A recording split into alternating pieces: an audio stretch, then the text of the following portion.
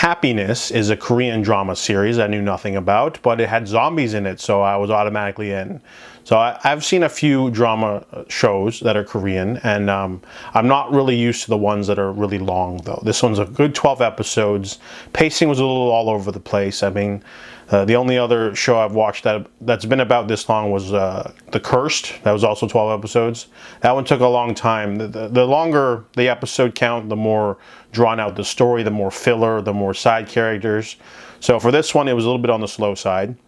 This one's about Yi-hyun. He is a young man with on the roof of a building. You know, he's in high school. He's maybe about to jump.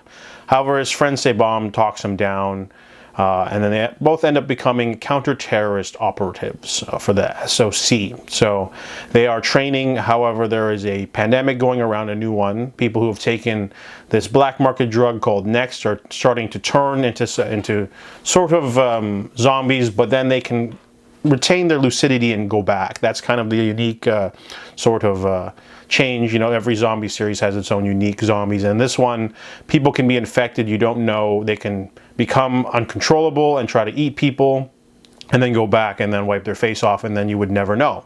So it ends up being a sort of contentious thing because Sebom really wants an apartment, and this is she needs more points. So she asks Yi-hyun if he can be her husband for marriage of convenience so they can have an apartment. And they finally get one, they move in, everything's great, but then their apartment block goes into lockdown because of the virus, and there's an origin point there, and they have to live with all these other annoying sort of residents. This is not really a horror series. I was expecting a horror series with action, but it's not. It's more of a drama, thriller, apocalyptic sort of slice of life drama with some thriller elements, but nothing too scary. That there is some, you know, someone could just turn and start trying to eat you, but then it's over in a flash.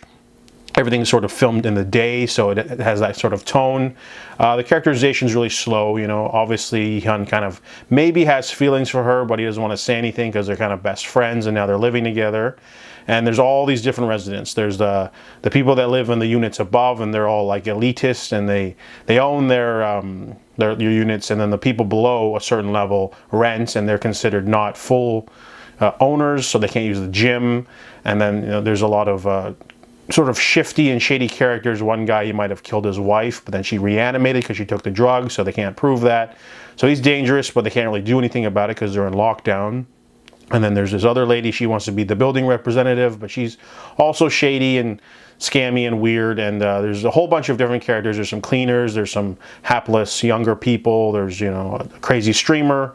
All these different characters have to live together, so there's a really slow episode pacing. You know, there might be a little bit of zombie action, but there's also a side plot of their boss, a colonel who's trying to develop a cure.